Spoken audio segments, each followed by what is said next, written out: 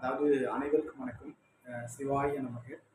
தொடர்ந்து நாம திருவாசகம் அப்படின்ற ஒரு பகுதியில் திருவாசகத்தில் நாம் முக்கியமாக இப்போதைக்கு திருப்பொற்சுன்னம் அப்படிங்கிற தலைப்பில் நம்ம நிறைய விஷயங்கள் பார்த்துட்டு வரோம்.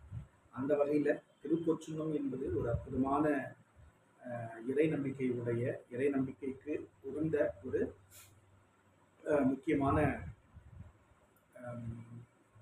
இறைவனை குளிக்க வைப்பதற்காக பல்வேறு விதமான வாசனை திரவியங்களை உரலில் இட்டு இடித்து அதை இறைவன் குளிப்பதற்காக கொடுக்கக்கூடிய சுண்ணம் தான் திருப்பொற்சுன்னம். அந்த திருப்பொற்சுன்னம் என்பது பொற்சுன்னம் என்பது என்ன என்றால், அந்த சுண்ணத்தை இடிக்கிற பொழுது சிறிது பொன்னையும் கலந்து அதை தயாரிப்பார்கள். அதனால் அது திருப்பொற்சுன்னம் என்று அழைக்கப்படுகிறது. நேற்றைய தினம் அது பற்றிய ஒரு பாடலை பார்த்தோம். இப்போ